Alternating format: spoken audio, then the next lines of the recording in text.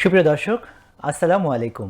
দেশে কিংবা দেশের বাইরে যে যেখান থেকেই আমাদের সঙ্গে সংযুক্ত হয়েছেন সকলকেই আন্তরিক ভালোবাসা ও শুভেচ্ছা জানিয়ে শুরু করছি আপনাদের প্রিয় চ্যানেল প্যানভিশন টিভির স্বাস্থ্য বিষয়ক সরাসরি নিয়মিত সাপ্তাহিক আয়োজন শরীর ও মন অনুষ্ঠানটি একযোগে প্যানভিশন টিভিতে প্যানভিশন টিভির অফিসিয়াল ফেসবুক পেজ এবং ইউটিউব থেকে সম্প্রচারিত হচ্ছে। দর্শক, আমরা আজকে কথা বলবো একটি অতীব গুরুত্বপূর্ণ বিষয় নিয়ে।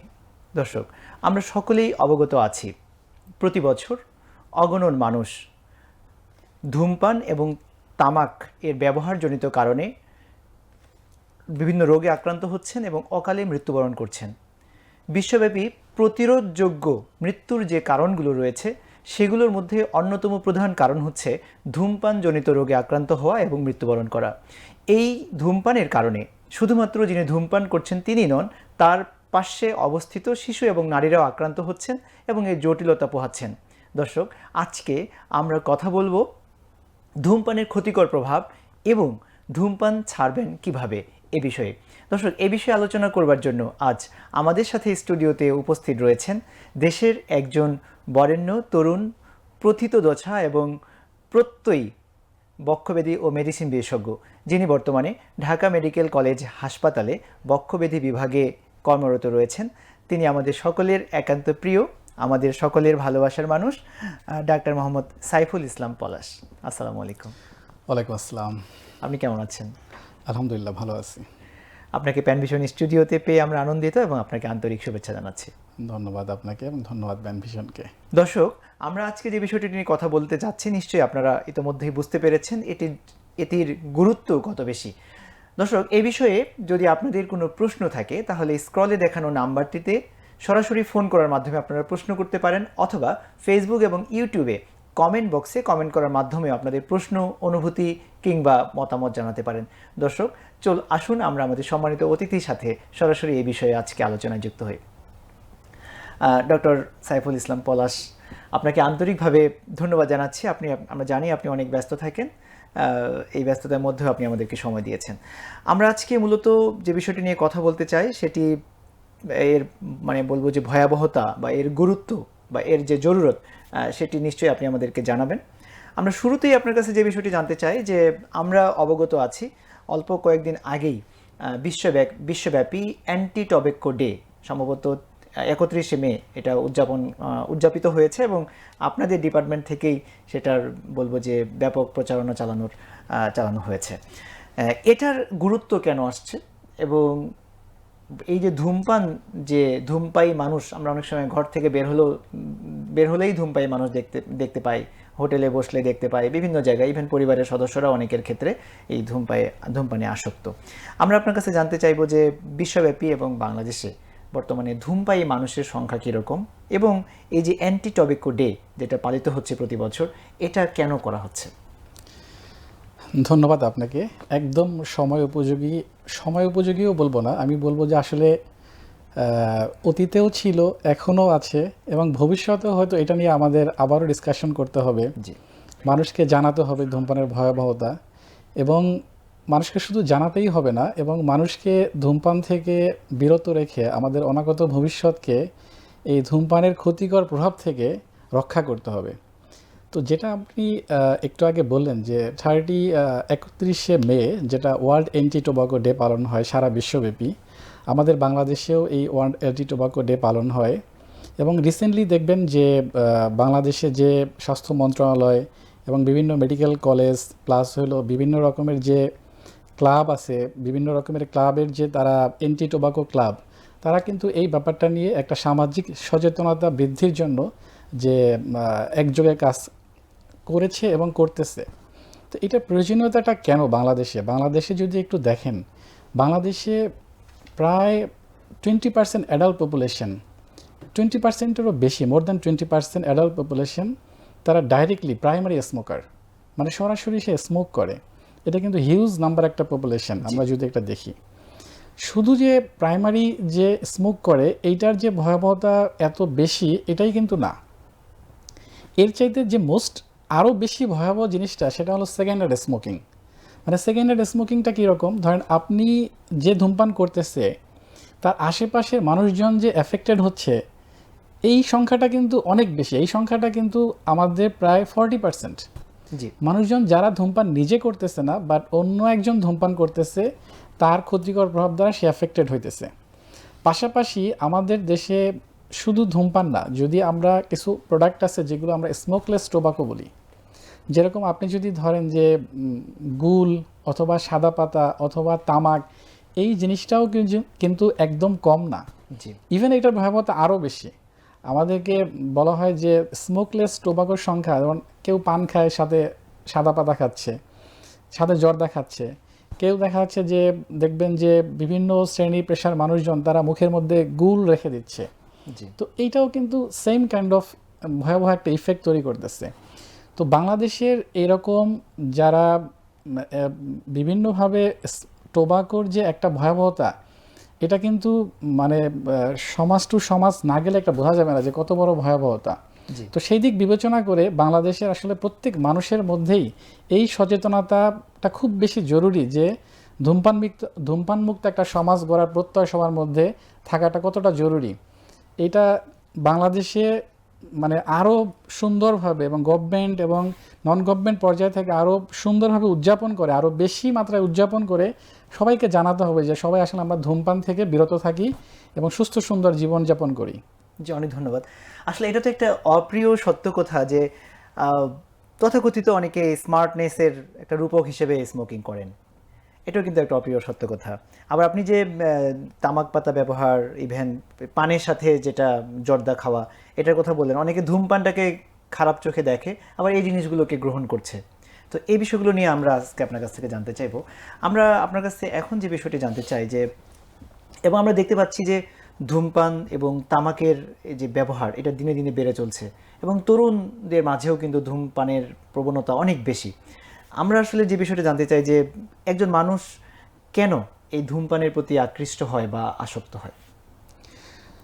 আপনি প্রথমেই একটা মানে ওয়ার্ড স্মার্টনেস বা ফ্যাশন, ইয়াং জেনারেশন কিন্তু এই ফ্যাশন বা স্মার্টনেস এই জিনিসগুলো দেখে কোথায়? সোশ্যাল মিডিয়া, জি অথবা তাদের কোনো মানে হিরো থাকে যাদেরকে যারা ফলো করে। জি তো আপনি মানে আমি মানে এটা অনেক পুরানো একটা একটা দেখবেন সোশ্যাল মিডিয়ায় খুব ভাইরাল আছে, যে পুরানো একটা বিখ্যাত বাংলাদেশের একজন, তাকে একটা ইন্টারভিউতে এরকম কথা বলতেছিল যে আপনি কেন ধূমপান করেন, তাকে জিজ্ঞাসা করতেছিল। তো সে বলতেছিল যে আমি ধূমপান করি, আই এনজয় ইট, মানে আমি এটা আমার ভালো লাগে। জি তো যখন সমাজের বিখ্যাত একজন লোক বলবে যে আই এনজয় ইট, আমি এটা ধূমপান করি, সেকেন্ড কোশ্চেনটাই তার কাছে ছিল আপনি তো জানেন ধূমপান ক্ষতিকর, তারপরও কেন করেন? জি তো সেকেন্ড কোশ্চেনটা সে বলল যে দেখেন অনেক কিছু তো আমরা জানি যে আমরা ক্ষতিকর, তারপরও তো আমরা করি। জি মানে সে জাস্টিফাই করার ট্রাই করতেছিল। তো দেখে আমার মনে হলো যে ইয়াং জেনারেশনে কেউ যদি দেখে তাহলে তার মধ্যে এই ফিলটা আসতে পারে যে সে করতেছে এবং সে এনজয় করতেছে এবং ক্ষতিকর জেনেও করতেছে, তাহলে আমিও করি। জি তাহলে এই যে একটা ফ্যাশন বা স্মার্টনেসের দিক থেকে মানুষজন ধূমপানের প্রতি ইয়াং জেনারেশন আমাদের মানে অ্যাট্রাক্টেড হয়ে যাচ্ছে। আমি আমার ফ্রেন্ডকে জিজ্ঞাসা করছিলাম যে কেন ধূমপান করস? তো ফ্রেন্ড বলছিল যে দেখ অফিসের কাজের চাপের এত প্যারা বেশি, যখন একটা ধূমপান করি কাজের ফাঁকে গিয়ে মাথাটা তখন একটু ফ্রেশ হয়। আমার ছোট ভাইকে জিজ্ঞেস করছিলাম, ছোট ভাই বলতে আপন ছোট ভাই না, রিলেটিভ ছোট ভাই, যে তুই ধূমপান করস কেন, তুই মাঝে মাঝে দেখি সিগারেট খাস, কেন খাইতেছস? তো ও বলতেছিল যে ভাই আমি তো সবসময় ধূমপান করি না, আমি তো যখন চা খাই তখন শুধু ধূমপান করি। আচ্ছা আমি একটা উপজেলায় কাজ করতাম অনেকদিন আগে, মনপুরা উপজেলা, সেটা একদম বাংলাদেশের বিখ্যাত একটা মনপুরা ছবি আছে জি, ওই উপজেলাটা, একদম দক্ষিণে বাংলাদেশের ভোলা জেলারও সমুদ্রের মধ্যে একটা দ্বীপ আলাদা। ওখানে আমি বিভিন্ন শ্রেণী পেশা মানুষের সাথে কথা বলার আমার সুযোগ হয়েছে। তো ওখানে আমি যারা একদম মৎস্যজীবী, যারা সারাদিন পরিশ্রম করে, আমি একদিন তাদের সাথে গল্প করতেছি, তারা ধূমপান করে অনেকেই। তাই আমি বললাম যে আপনি কেন ধূমপান করেন, এটা তো ভালো না, এটা ক্ষতিকর। তো উনি একটা কথা বলছিল যে দেখেন যখন এই বিড়িটা টান দেই, ভেতরে যে ধোঁয়াটা যায়, যত বুকের জমাট বাঁধা যে আটকানো থাকে এই জিনিসটা না একদম ক্লিয়ার হয়ে যায়, ভালো লাগে। আচ্ছা তো এই যে এক একজন মানুষের না এক একটা ফিল, বুঝছেন, যে এক একজন মানুষের এক একটা, আমি ফিল বলবো না, আমি বলবো অজুহাত। জি মানে তাদের জিনিসটাকে জাস্টিফাই করার জন্য আমার ফ্রেন্ডের একটা অজুহাত আছে, আমার রিলেটিভসের একটা অজুহাত আছে, একজন শ্রমজীবী মানুষের একটা অজুহাত আছে, এবং যে বিখ্যাত ব্যক্তি যারা বিভিন্ন জায়গায় বড় বড় মোটিভেশনাল স্পিচ দেয় তাদেরও কিন্তু একটা অজুহাত আছে। কিন্তু ধূমপানটা কেউ ছাড়তেছে না, ছাড়তে চাচ্ছে সে না। ধূমপানটা করবেই। তো এই ব্যাপারটা আপনি যত জেনে শুনেই ধূমপান, যত আপনার কারণ থাকুক না কেন, ধূমপান আসলে এন্ড অফ দ্য ডে ক্ষতিকর। জি। এবং ধূমপান আপনাকে এন্ড অফ দ্য ডে এমন একটা জায়গায় নিয়ে যাবে, যে জায়গাটায় শুধু শ্বাসকষ্ট, যে জায়গাটায় ক্যান্সারের ভয়াবহতা এবং আরো অনেকগুলো, আমরা এগুলো আপনার কাছে শুনবো, আরো এর ক্ষতিকর অনেকগুলো দিকগুলো। ক্ষতিকর দিক আছে।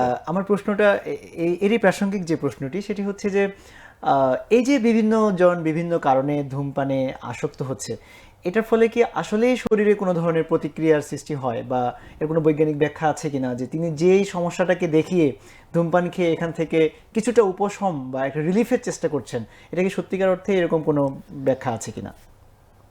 হ্যাঁ, একদম তো একটা ব্যাখ্যা আছেই। মানে ব্যাখ্যাটা কিরকম দেখেন, যখন আমরা একজন একটা স্মোক করে, জি। সেটা হোক বিড়ি হোক বা সেটা সিগারেট হোক, জি। থাকে কি নিকোটিন, তাই না? যখন নিকোটিন একজনের টান দেয় ভেতরে, যখন ইনহেল করে ওই ধূমপানের ধোঁয়াটা, ওই ধোঁয়াটা ফুসফুসের মধ্যে যখন যায়, ওখান থেকে তো ব্লাডে অ্যাবজর্ব হয়, তাই না? ব্লাড থেকে হার্টে যায়, মানে হার্টের মাধ্যমে সারা বডিতে সার্কুলেট হয়। যখন এই নিকোটিন এবং থাউজেন্ডস অফ কেমিক্যালস যেগুলো ব্রেইনে যায়, ব্রেইন তখন একটা নিউরো ট্রান্সমিটার রিলিজ করে, ডোপামিন, সেরোটোনিন, এই নিউরো ট্রান্সমিটার রিলিজ করে। যখন এগুলা রিলিজ হয়, তখন তাকে একটা ইফেক্ট দেয়, এটাকে বলে নিকোটিনিক বাজ। নিকোটিনিক বাজটা হলে এরকম একটা ইফেক্ট, যে তার ওই যে আমরা একটা কথা বলতেছিলাম সাময়িক ভালো লাগা, তার মধ্যে একটা ভালো লাগা, তার মধ্যে একটা ইউফোরিক মুড, যে একটা টেনশনলেস ভাব, তার রিল্যাক্সনেস, এই জিনিসটা আসে। এই জিনিসটা বেশিক্ষণ থাকে না, এই জিনিসটা থাকে হাফ অ্যান আওয়ার, থাকে 1 ঘন্টা থাকে। এবং যখন এই জিনিসটা আস্তে আস্তে ফেড হয়ে যায়, সেকেন্ড তার বডি আবার একটা ক্রেভিং তৈরি হয়, যে তুমি আর একটা স্মোক আরেকটা করো, নিলে আমি আরেকটু রিলিফ পাবো। আর একটা তোমার এই যে রিল্যাক্সনেসটা আসতেছে, তোমার এটা আবার আসবে, তুমি আর একটা স্মোক করো, তখন সে দেখা যাচ্ছে কি আবার একটা স্মোক করতেছে।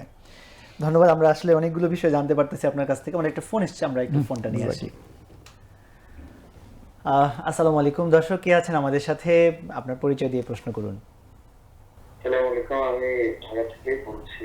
জি। আমার একটা প্রশ্ন, অনেককে জিজ্ঞেস করলে বলে যে ধূমপানটা যদি বলি কেন করেন, উনি বলে যে বুকের ভেতর অনেক কষ্ট পাই, এই কারণে ধূমপান করি। ধূমপান কি আসলে হতাশা কি দূর করে কিনা? চমৎকার প্রশ্ন। দর্শক আমাদের সঙ্গে থাকুন। আমাদের সম্মানিত অতিথি এ বিষয়ে একটু ইঙ্গিত দিয়েছেন, আমরা আরেকটু ডিটেলস এই প্রশ্নের উত্তর আপনার কাছ থেকে নিতে চাই। ধূমপান যেটা হতাশা দূর করে, ধন্যবাদ ভাইকে। কোশ্চেনটা মানে এরকম যে, ধরেন হতাশা দূর করার জন্য আমি অন্য আরো অনেকগুলো হতাশাকে টেনে আনছি কিনা। জি। ইয়াং জেনারেশন অনেক কারণেই, মানে দেখা যাচ্ছে যে তাদের এই যে কষ্ট, প্রেম ঘটিত কষ্ট, কারো কারো জবের কষ্ট, কারো পারিবারিক কষ্ট, কারো সামাজিক কষ্ট, কষ্ট সবার লাইফেই আছে। এবং ওই যে আমি একটা জিনিস বললাম, যে এই যে হতাশা, রিলিফনেসনেস, যে নিকোটিনিক বাস, যে এইটা, যে এই হতাশাটা কিভাবে আপনাকে কতটুকু রিলিফ দিচ্ছে, তাই না? এই হতাশাটুকু সাময়িকভাবে আপনি একটা স্মোকিং করলে ব্রেইনের যে ইফেক্ট থেকে সাময়িকভাবে আপনি রিলিফ পাবেন, খুব সাময়িক, যেটা 1-2 ঘন্টা। কিন্তু এরপরেই কিন্তু আপনার ওই ফিলটার থাকবে না। এখন যদি আমরা ওইটাকে একটা কারণ ধরি যে আমি হতাশা দূর করার জন্য স্মোক করব, তাহলে তো আমি এর চাইতে আমাকে বেশি ইউফোরিক ভাব দিবে গাঁজা, এর চাইতে আরো বেশি আরেকটু ইউফোরিক বেশি ভাব দেবে ইয়াবা, এরপরে আরো বেশি ইউফোরিক ভাব দিবে আমি ড্রিঙ্কস করবো, অ্যালকোহল। তাহলে এই জিনিসগুলো, প্রত্যেকটা জিনিসেই কিন্তু আপনাকে একটা অ্যাডিকশনের মধ্যে নিয়ে যাবে। তো অ্যাডিকশনের মধ্যে যখন আপনি ঢুকে যাবেন, তখন আপনি কিন্তু আগের যে হতাশাটা ছিল তার চাইতে কয়েক গুণ বেশি হতাশায় পড়ে যাবেন। জি। তো আপনি একটা হতাশা কাটাইতে গিয়ে আপনি এই যে সাময়িক রিলিফের জন্য, অথবা আমাদেরকে না লং টার্ম চিন্তা করতে হবে। জি। কখনোই যে সাময়িক একটা রিলিফ পাবো আমি এটা চিন্তা করে আমি স্মোক করলাম, এই দিকটায় না গিয়ে আমাকে অন্য কোনো ওয়ে আছে কিনা, সেটা হোক আমি কোনো, আমার ফ্রেন্ড সার্কেল আমাকে হেল্প করতে পারে, ফ্যামিলি আমাকে হেল্প করতে পারে, আমি যে সমস্যাটা আছি, যেটা কারণে আমার সিগারেট খেতে ইচ্ছা করতেছে, এটা কাটানোর জন্য আমি সেটা নিয়ে ওই সমস্যাটা সমাধানের জন্য কাজ করতেছি কিনা, আমি কোনো কাউন্সিলরের কাছে যেতে পারি। অতএব আমাকে না অন্য সমস্যা টেনে আনা যাবে না শুধু স্মোক করে, আমাকে ওই সমস্যা কাটানোর জন্য অন্য যে পজিটিভ ওয়েগুলো, ওগুলাকে খুঁজতে হবে। জি। ঠিক আছে, এটাই আমাদের answer। অনেক ধন্যবাদ। আসলে আপনি যে কথাটি বললেন, আমরা ছোটবেলায় টেলিভিশনে একটা অ্যাড দেখতাম, ঠিক এইভাবেই বলতো, সিগারেট থেকে শুরু, শেষকালে হিরোইন, মাঝখানে মাদকের দাসত্ব প্রতিদিন। দাসত্ব প্রতিদিন। তো আসলে আপনার কথা থেকে সেটাই ফুটে এসেছে যে শুধু সিগারেট দিয়ে শুরু করে যদি কেউ হতাশা দূর করতে চায়, এটা একসময় তাকে মাদক পর্যন্ত নিয়ে যাবে। তো আশা করি এখান থেকে সকলেই সচেতন হবেন। আমরা এই সচেতনতার জন্যই মূলত আজকের এই লাইভ অনুষ্ঠানের আয়োজন করেছি। আমরা সিগারেটের যে প্যাকেট আছে, সেই প্যাকেটে আগের দিনে একসময় লেখা থাকতো ধূমপান স্বাস্থ্যের জন্য ক্ষতিকর, তারপরে লেখা থাকলো ধূমপানে বিষ পান। এখন অনেক সিগারেটের প্যাকেটে কিন্তু লেখাই থাকে যে ধূমপানে মৃত্যু আনে। এত কিছু জানার পরও মানে আমরা সবাই জানি যে ধূমপান স্বাস্থ্যের জন্য ক্ষতিকর, ওই যে রবি ঠাকুরের ওই কথাটার মতো, তবু লোকে করে কি সুখের তরে, এরকম একটা ব্যাপার। তো এই ব্যাপারগুলো জানার পরও মানুষ ধূমপান করছে। আমরা এখন আপনার কাছ থেকে সবচেয়ে গুরুত্বপূর্ণ যে প্রশ্নটির উত্তর জানতে চাই সেটি হচ্ছে ধূমপান থেকে আসলে কি কি ধরনের রোগ বা জটিলতা বা শারীরিক ক্ষতি কি কি ধরনের হতে পারে? আমরা তো ফিজিশিয়ান, তাই না? আমরা ফিজিশিয়ান, আসলে আমরা প্রতিনিয়ত এটা আমাদের কাছে ধূমপানের জটিলতা নিয়ে মানুষরা আসে এবং তাদের কষ্টটা আমরা দেখি। যদি একজন মানুষ মানে আমরা ফিজিশিয়ানরা বলি যে ধূমপান বডির কোন জায়গাটা এফেক্ট করে না, জি, এইটা একটা ব্যাপার। ধরেন আপনি একদম যদি শুরুর দিকেই ধরেন, আমার ধূমপান হলো আমি মুখ এবং ওরোফ্যারেঞ্জিয়াল, আমরা যে জায়গাটা বলি, ওরোফ্যারেঞ্জিয়ালের ক্যান্সারের যদি আপনি প্রধান কারণ দেখেন তাহলে সেটা কিন্তু স্মোকিং। জি, কারোই ভালো লাগবে না যে তার মুখের মধ্যে এত বড় এক ক্যান্সার হয়েছে, ওইটাকে কেটে তার ফেসিয়াল যে সুন্দর চেহারাটাকে একদম ডিসফিগার্ড হয়ে গেছে সে।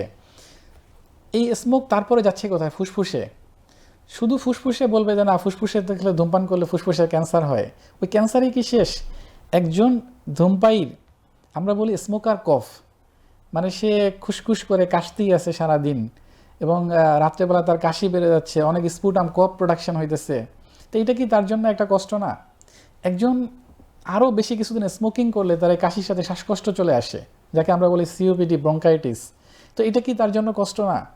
ক্যান্সার তো আরও পরের বাদ। এবং ক্যান্সার আলটিমেট ফেট এদের যারা ধূমপান করে না এবং যারা ধূমপান করে তাদের মধ্যে ফুসফুসের ক্যান্সার রেটটা অনেক বেশি। ওখান থেকে হার্টে যাবে, যেটা বললাম নিকোটিনটা বা যে কেমিক্যালটা হার্টে যাবে। হার্টের মেজর যে কারণ, এখন সাডেন ডেথের অনেক কারণ হার্টের পেশেন্টদের, যে মায়োকার্ডিয়াল ইনফেকশন, হার্ট অ্যাটাক হইতেছে, মেজর একটা কারণ কিন্তু স্মোকিং। জি, ব্রেইনে যাবে, ওখান থেকে ব্রেইনের মেজর একটা কারণ স্ট্রোকের কারণ, ইয়াং এজে স্ট্রোক রিসেন্টলি অনেক বাড়ছে, কারণ কি? স্মোকিং। আপনি বডিতে ওখান থেকে এখন সারা বডিতে সার্কুলেট হইতেছে আপনার রিপ্রোডাক্টিভ সিস্টেম। আমরা ছেলেরা তো এটা নিয়ে খুব সচেতন। জি, একজন ছেলে তার স্বাভাবিক যে ক্ষমতা, এই স্বাভাবিক ক্ষমতা তার হারাই ফেলতেছে সে। এখন দেখবেন যে অনেক ইনফার্টাইল কাপল, ছেলে এবং মেয়ে, তাদের রিপ্রোডাক্টিভ সিস্টেমে স্মোকিং করলে তাদের স্পার্ম কাউন্ট কমে যাচ্ছে, তারা পরবর্তীতে কনজুগাল লাইফে তাদের বাচ্চা হতে অনেক কষ্ট হইতেছে। তো কোন জায়গাটা এফেক্ট না করে? আমরা বলি যে স্মোকিং থেকে সারা বডিতেই একটা তার ক্ষতিকর ইফেক্ট তৈরি হয়। সো স্মোকিংয়ের কোনো স্পেসিফিক একটা জায়গায় যে স্মোক করছি আমার ক্যান্সার হবে, এই জায়গাটায় না বেঁধে স্মোকিং থেকে আসলে আমাদের প্রত্যেকটা বডির পার্টসগুলো এফেক্টেড হয়। এবং আমরা হয়তো মনে করি যে এই সমস্যাগুলোর সাথে ডাইরেক্টলি স্মোকিং রিলেটেড কীভাবে?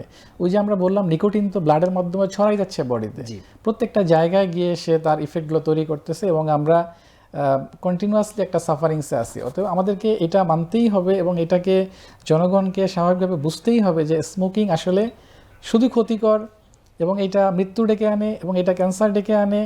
এবং স্মোকিং করলে মেন্টাল, ওই যেটা আমরা বললাম সাইকোলজিক্যাল, মেন্টাল, পারিবারিক, সামাজিক এবং ফিজিক্যাল সব জিনিসগুলো একটা অ্যাজ এ হোল পার্সপেক্টিভে সে ক্ষতিকর দিক থেকে এফেক্টেড হবে।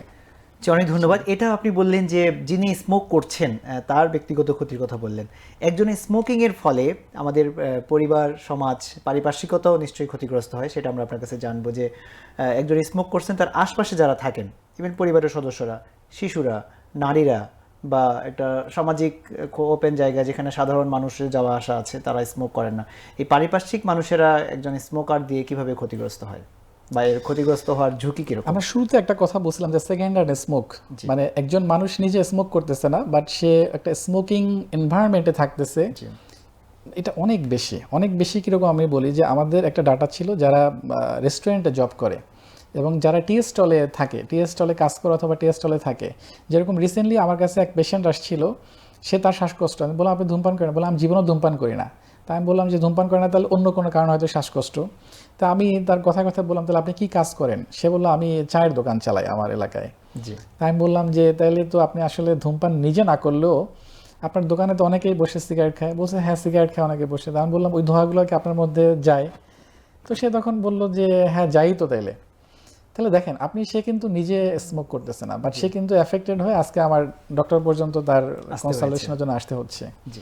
তবে সবচেয়ে ভয়ঙ্কর দিক আমি যেটা বলি যে সেকেন্ড হ্যান্ড স্মোকের, ধরেন একজনের রেস্টুরেন্টে এফেক্টেড হলো, একজনের চায়ের দোকানে এফেক্টেড হলো, বা পলিউটেড এরিয়াতে এফেক্টেড হলো, সবচেয়ে ভয় হলো আমাদের ঘরের মারা এবং আমাদের ঘরের বাচ্চারা। ধরেন কেউ যদি ওই ঘরে স্মোক করে, বাবা স্মোক করতেছে, ভাই স্মোক করতেছে, তো ওই মা বোন তাদের তো কোনো, তারা স্মোক, আমাদের দেশের কিন্তু একটা, যদিও ইয়াং জেনারেশনের কোনো কোনো মেয়ে স্মোক করে এখন, যেটা মাত্রাটা একদম কম না, বাট বেশিরভাগ মা বোনরাই কিন্তু স্মোক করে না। জি। বাট ওই ঘরে যদি ছেলেরা স্মোক করে তাহলে কিন্তু তারা কন্টিনিউয়াসলি এফেক্টেড হচ্ছে। এবং আমাদের ফিমেলদের মধ্যে আমরা দেখি অ্যাডিনোকার্সিনোমাটা অনেক বেশি লাংসের। অ্যাডিনোকার্সিনোমা, ফিমেল, প্যাসিভ স্মোকিং, এগুলো কিন্তু রিলেটেড। জি। মানে সে স্মোক করতেছে না, ফ্যামিলিতে স্মোক করতেছে, সে ক্যান্সারে এফেক্টেড হচ্ছে প্যাসিভ স্মোকিং থেকে। একটা বাচ্চা সে শ্বাসকষ্ট, কাশি, সে তো কোনো জায়গা তার কোনো, আমি জেনেটিক্যালি সে এই কাশির জন্য সে কিছু নিয়ে আসে নাই, বাট তার ফ্যামিলি থেকে স্মোক করতেছে, সে ওখান থেকে রেগুলার কন্টিনিউয়াস তার কাশি ছাড়তেছে না, কাশি ভালো হচ্ছে না, এরকম বাচ্চাও কিন্তু অনেক আছে। তো এই জিনিসগুলো খুব ভয়ঙ্কর। এই জিনিসগুলো যে আমাদের মা বোন, বাচ্চা এবং অনাগত ভবিষ্যৎ, এদেরকে প্রোটেক্ট করতে হলে আমাদেরকে সেকেন্ড হ্যান্ড স্মোকটা ব্যাপারেও খুব সচেতন হতে হবে। তারপরে আমরা জানতে পারলাম যে স্মোকিং এর ফলে, ধূমপানের ফলে ব্যক্তি নিজে ক্ষতিগ্রস্ত হচ্ছেন, তার পরিবার ক্ষতিগ্রস্ত হচ্ছে, সমাজ ক্ষতিগ্রস্ত হচ্ছে, আলটিমেট রাষ্ট্রীয়ভাবে আমরা ক্ষতিগ্রস্ত হচ্ছি। এবং এটা তো অর্থনৈতিকভাবেও একটা ক্ষতিরই কারণ, এর তো কোনো বেনিফিশিয়াল দিক নেই আসলে, যে আমরা অনেক সব দিকে আসলে স্মোকিং এর ক্ষতিকর দিকগুলো জানতে পারছি। এই বিষয়ে আমাদের দর্শকরাও বেশ কিছু প্রশ্ন করছেন, আমরা একটু দু একটি প্রশ্নের উত্তর নিই, একেবারে প্রাসঙ্গিক প্রশ্ন। দর্শক যারা আমাদের এই অনুষ্ঠানটি দেখছেন লাইভে, দেশের বিভিন্ন প্রান্ত থেকে, দেশের বাইরে থেকে, সকলের প্রতি আবারও ভালোবাসা এবং ধন্যবাদ জানাচ্ছি। যারা আমাদেরকে প্রশ্ন করেছেন আমরা সেই প্রশ্নগুলোর উত্তর দিচ্ছি। সাথে যদি আরও কেউ কোনো সরাসরি প্রশ্ন করতে পারেন, আপনারা স্ক্রলে দেখানো নাম্বারটিতে ফোন করার মাধ্যমেও সেই প্রশ্ন করতে পারেন, আমরা সেই প্রশ্নের উত্তর দেওয়ার চেষ্টা করবো ইনশাল্লাহ। তো আমাদের দর্শকদের মধ্যে বারী রহমান একটি প্রশ্ন করেছেন, একেবারে প্রাসঙ্গিক। তিনি বলেছেন, আসসালামু আলাইকুম। জি দর্শক, ওয়ালাইকুম আসসালাম। তিনি বলছেন, আপনাদের সুন্দর আয়োজনের জন্য ধন্যবাদ। জি, আপনাকেও ধন্যবাদ। আজকের অতিথির কাছে আমার প্রশ্ন, যারা নিজেরা ধূমপান করেন না কিন্তু প্যাসিভ স্মোকিং এর শিকার হন, তাদের ফুসফুস ও হার্টের ক্ষতি এড়ানোর বা শরীর ডিটক্সিফাই করার উপায় কি? ধন্যবাদ বারী রহমানকে আপনার সুন্দর কোশ্চেন করার জন্য। আসলে যদি উপায় আমার কাছে জানতে চান, তাহলে বলবো যে সে তার বাসায় অথবা তার পাশে যে স্মোকিং করে তাকে আপনি কাউন্সেলিং করেন এবং তাকে উদ্বুদ্ধ করেন যে আপনি স্মোকিং করেন না। কিন্তু যদি প্যাসিভলি কেউ ওই নিকোটিন ইনহেল করে, তাহলে এমন কোনো উপায় নাই যেটা সে ওই প্যাসিভ স্মোকিংও নিবে এবং সে মেডিসিনও নিবে, তার কোনো ক্ষতি হবে না। অতএব ক্ষতির দিকটা হলো যে আমি ক্ষতি থেকে বাঁচতে হইলে আমার পাশে যে স্মোক করে তাকে আমার বাঁচাইতে হবে। মানে তাকে যদি আমি বাঁচাইতে পারি, তাকে যদি আমি স্মোকিং থেকে বিরত রাখতে পারি, তাহলেই আমি যে প্যাসিভ স্মোকার সে তার হার্ম থেকে বাঁচতে পারবে। অতএব মা বোনদেরকে উদ্বুদ্ধ করতে হবে, তার যদি ভাই অথবা তার হাজব্যান্ড অথবা বাবা স্মোক করে, তাহলে যে আপনি স্মোক করেন না, স্মোক করলে আপনার বাচ্চা ক্ষতিগ্রস্ত হচ্ছে, ইমোশনালি তাকে বুঝাইতে হবে, তাকে অন্য কোনোভাবে বুঝাইতে হবে। রেস্টুরেন্টে ধরেন অনেক দোকান কিন্তু এখন আছে ওরকম, যে এখানে তারা অন্য জিনিস, চা অথবা অন্য জিনিস বিক্রি করতেছে, তারা সিগারেট বেচতেছে না, এরকমও কিন্তু দোকান আছে। অতএব ওই দোকানগুলোকে উদ্বুদ্ধ করতে হবে, ওরকম দোকান যেন বেশি হয়। তাহলে প্যাসিভ স্মোকিং থেকে বাঁচা যাবে হবে অনেকভাবে। কিন্তু ওরকম কোনো মেডিসিন অথবা ওরকম কোনো ভিতরে ঢুকে গিয়েছে, সেটাকে ডিটক্সিফাই করার উপায় নেই। তার মানে সুযোগ নাই। স্মোকার তিনি নিজে যেভাবে ক্ষতিগ্রস্ত হচ্ছেন সেই নিকোটিন দিয়ে, পাশের জন্য সেও সেম ক্ষতিগ্রস্ত হচ্ছেন। এখন আমরা মূলত এখান থেকে আত্মরক্ষার উপায় বের করা নিয়ে আপনার কাছ থেকে কথা শুনবো বা আপনার কাছ থেকে পরামর্শ নেব।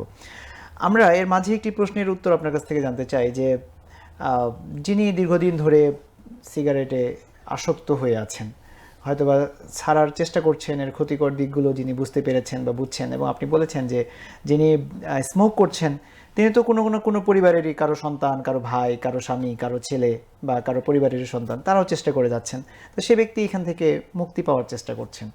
তো যিনি সিগারেট থেকে ফিরে আসতে চান, এই ফিরে আসার সময়টাতে মানে কোন জিনিসটা তাকে বাধা দেয়, বা ফিরে আসার সময় কি তার শরীরে এমন কোনো প্রতিক্রিয়া দেখা দেয় কিনা যেটার কারণে তিনি ছাড়তে পারছেন না? এক্স্যাক্টলি, প্রতিক্রিয়া দেখা দেয়। এই ব্যাপারটা, জিনিসটা হলো উইথড্রল ইফেক্ট। জি, মানে আপনি মাদক অথবা সিগারেট স্মোকিং অথবা আপনি গাঁজা যাই বলেন, জি, কোনো জিনিস যখন আপনার বডির একটা ডিপেন্ডেন্সি তৈরি হয় ওইটার উপরে, ওই যে বললাম ব্রেনগুলো তাকে সিগন্যাল দিতে থাকে যে আপনি আরেকটা সিগারেটের পরে আরেকটা সিগারেট নেন। জি, এখন আপনার টাইম হয়েছে এই আমাকে হ্যাপি রাখার, অথবা আপনি একটা গাঁজা অথবা একটা ড্রিঙ্কস করেন, অ্যালকোহল এক প্যাক নেন। তো এই যে বডির যে সিগন্যাল, আপনি যখনই ওইটা ফুলফিল করবেন না, তখনই আপনার বডিতে কিছু তৈরি হবে। বডিতে তখন একটা রেস্টলেসনেস ভাব তৈরি হবে। সে বডিতে শিভারিং হবে, তার হার্টবিট বেড়ে যাবে, তার মানে শ্বাসকষ্ট ফিল হবে, এবং তার দেখা যাচ্ছে যে সে ঘুম হবে না, ইনসোমনিয়া হবে। সে তো ওই ফিলকে কাটানোর জন্য সে আর একটা স্মোক করতে যাবে। তাহলে এখন ব্যাপারটা হলো যে যদি এইটা এত ডিপেন্ডেন্সি ডেভেলপ করে, তাহলে এইগুলো যদি মানে সে ছাড়তে চায়, তাহলে কিভাবে ছাড়বে? পরবর্তী টপিকসটাই আসে এটা, যে সে তো তাহলে তার বডিতে এটা ছাড়ার জন্য সে চেষ্টা করতেছে, বাট পারতেছে না। আসলে বডি প্রথমে তাকে রেজিস্ট করলেও যে তুমি এটা ছাড়তে পারবা না, যখন এই যে একটা ফাইট, দুজনের মধ্যে দ্বন্দ্ব, এভিল এবং গুডের মধ্যে দ্বন্দ্ব, এই দ্বন্দ্ব তাকে জিততে হবে। তো এই দ্বন্দ্বে যদি তাকে জিততে হয়, তাহলে তাকে কোথায় কোথায় কাজ করতে হবে, দ্যাটস দ্য পয়েন্ট। একটা ব্যাপার আমরা বলি কি, যে প্রত্যেকটা কাজের মানে তার সাকসেস ডিপেন্ড করে তার নিয়তের উপরে। তার নিয়তটা কি, তার ডিটারমিনেশন কতটুকু।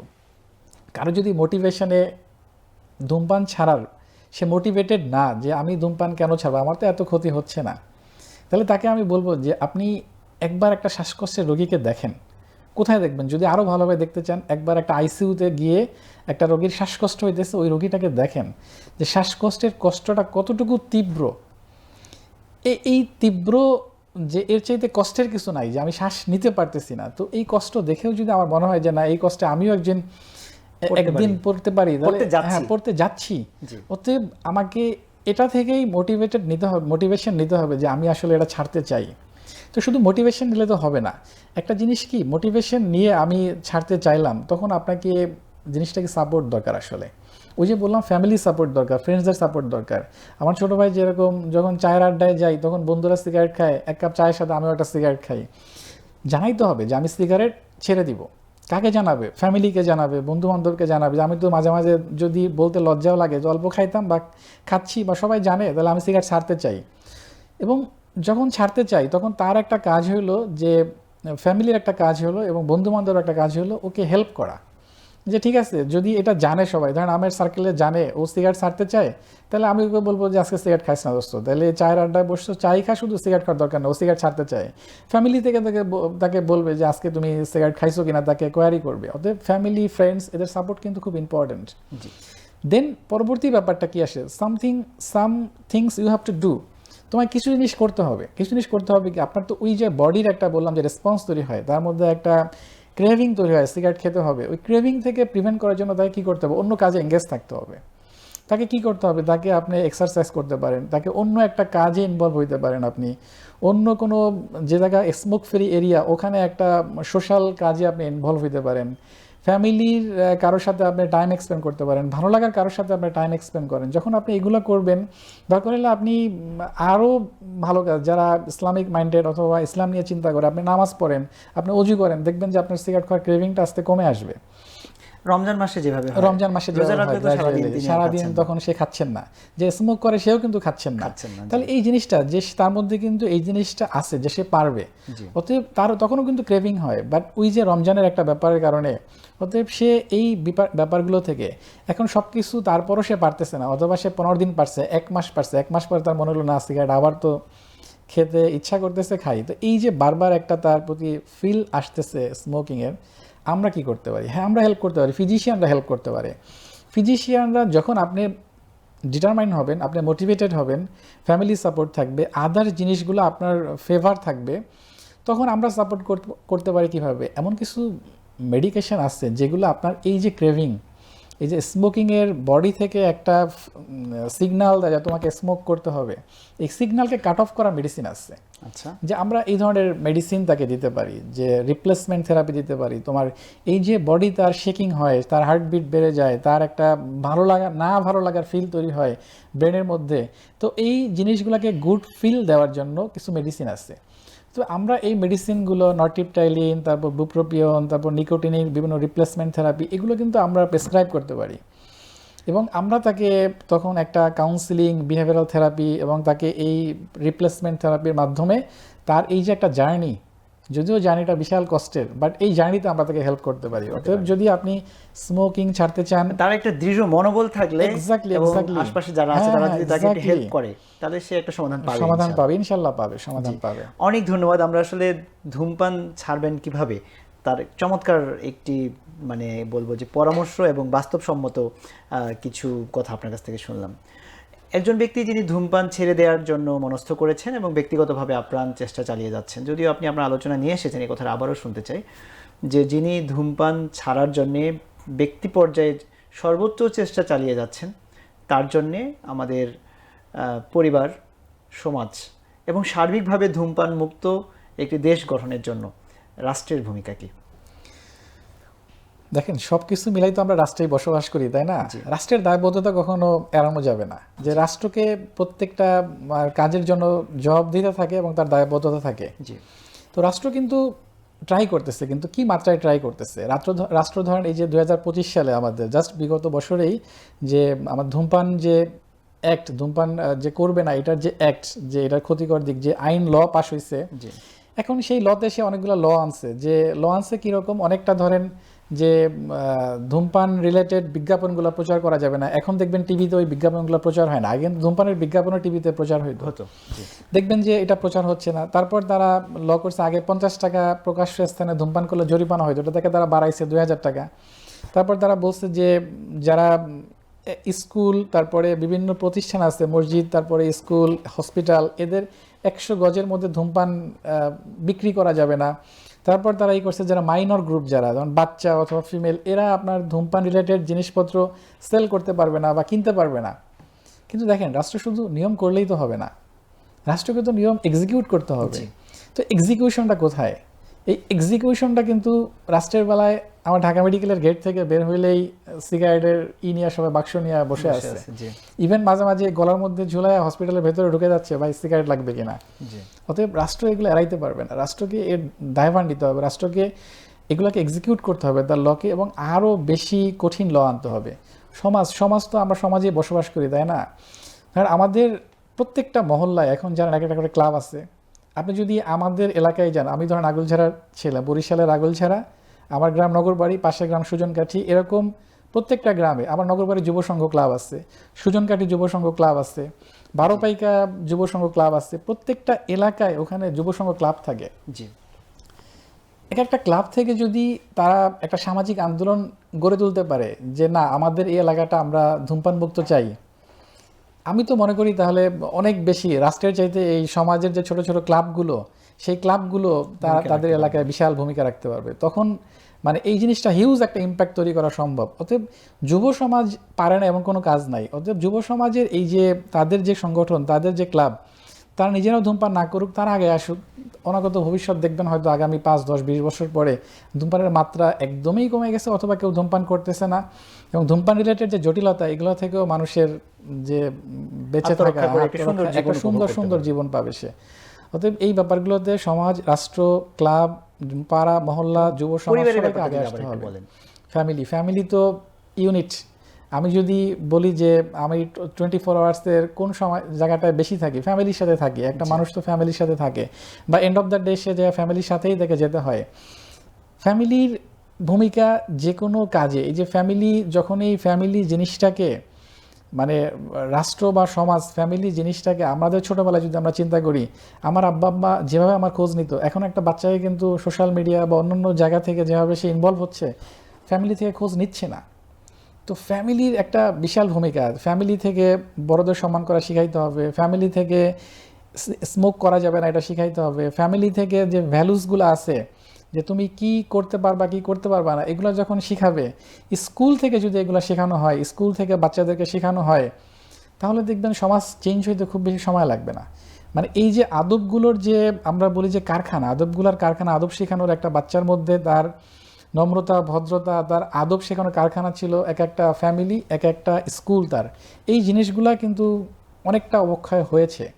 তো ওই জায়গাগুলোতে যদি সবাই সচেতন হয়, তাহলে আশা করা যায় যে এই জিনিসগুলো অনেক বেশি চেঞ্জ হবে। যে আমরা ধূমপান তথা মাদক মুক্ত একটি সুন্দর আগামীর স্বপ্ন দেখতে পারবো ইনশাল্লাহ। ইনশাআল্লাহ, ইনশাআল্লাহ। আমরা দেখতে দেখতে আসলে আমাদের নির্ধারিত সময়ে প্রায় ফুরিয়ে এসেছে। আমরা সর্বশেষ আপনার কাছ থেকে পরামর্শ নিয়ে আমাদের অনুষ্ঠান আমরা শেষ করব। আমরা আপনার কাছে আমাদের দর্শকদের উদ্দেশ্যে সর্বশেষ পরামর্শ বা মেসেজ জানতে চাই। একটি সুন্দর ধূমপান, তামাক, মাদক মুক্ত একটি সুন্দর আগামী গঠনের জন্য, এবং এটার স্বপ্ন দেখিয়ে আপনার বার্তা বা মেসেজকে আমাদের দর্শকদের প্রতি আপনি যদি সেটি বলতেন, এর মধ্য দিয়ে আমরা অনুষ্ঠান শেষ করবো ইনশাল্লাহ। ধন্যবাদ আপনাকে, ধন্যবাদ প্যানভিশনকে, এবং ধন্যবাদ আজকের সমস্ত দর্শকদেরকে যারা আসলে এতক্ষণ ধৈর্য ধরে প্রোগ্রাম শুনছিলেন বা আলোচনা শুনছিলেন। মানে একটা জিনিস আমি একটা জিনিস স্বপ্ন দেখি যে আমরা যদি মানে আমরা তো এখনো নিজেদেরকে যুব সমাজেই বলি, এই যুব সমাজ এবং আমরা যারা মানে এখনো আমাদের বাচ্চাদের জন্য যেরকম আমরা একটা রোল মডেল, এবং আমরা যারা বড়দের জন্য, আমাদের যারা সিনিয়র, তাদের জন্য আমরা দেখা যাচ্ছে যে তাদের মানে ভালোবাসায় শিখতো আর কি। কিন্তু এই সবাই মিলে আমরা যদি যুব সমাজরা একটা মেসেজ সোসাইটিকে দিতে পারি যে ধূমপান না করা, এই স্লোগানটা যদি, যে ধূমপান স্বাস্থ্যের জন্য ক্ষতিকর এটা আমরা জানি, এর মাধ্যমে আসলে কিছু চেঞ্জ হবে না, ধূমপান করা যাবে না, এই মেসেজটাই যদি সব জায়গায় ডিসেমিনেট করা যায় সোসাইটির মধ্যে, যে বড় এবং ছোট সবার মধ্যে যদি, এবং নিজেদের মধ্যে, এবং নিজেরা যদি ডিটারমাইন্ড হয়ে আমরা ধূমপানটা থেকে যারা করতেছি তারা যদি ডিটারমাইন্ড হয়ে এটা থেকে সরে আসি, এবং অন্য একজনকে যদি একজনও যদি পারি তাকে যদি উদ্বুদ্ধ করে আমি ধূমপান থেকে বিরত রেখে তাকে একটা স্বাভাবিক জীবনে নিয়ে আসতে পারি, তাহলে আমি মনে করব আমাদের প্রত্যেকেরই এই চেষ্টাটা থাকা উচিত। আমি নিজে করব না ধূমপান, এবং অন্তত 1 জন 2 জন 5 জন 10 জন যাকে পারি তাকে ধূমপান থেকে বিরত রাখবো। এবং এইটাই সবার কাছে আমার একটা চাওয়া, যে আমরা একটা ধূমপান মুক্ত একটা সুস্থ সুন্দর সমাজ গড়ে তুলি, যে সমাজে আমরা সবাই সুস্থ স্বাভাবিক জীবনযাপন করি। আপনাদের সবাইকে ধন্যবাদ। আপনাকে অনেক ধন্যবাদ। আপনার অনেক ব্যস্ততার মধ্যেও আপনি আমাদের স্টুডিওতে এসে সময় দিয়েছেন এবং অত্যন্ত গুরুত্বপূর্ণ, খুবই বাস্তবসম্মত, খুবই চমৎকার আলোচনা করে পরামর্শ দিয়ে আমাদের দর্শকরা নিশ্চয়ই, এবং আমাদের সামনের দেশ, সুন্দর দেশ গঠনের জন্য আপনার যে আলোচনা, নিশ্চয়ই এই পরামর্শগুলো কাজে জাতির জন্য একটি সুন্দর মাইলফলক হয়ে থাকবে ইনশাআল্লাহ। অনেক ধন্যবাদ আপনাকে। ধন্যবাদ আপনাকে।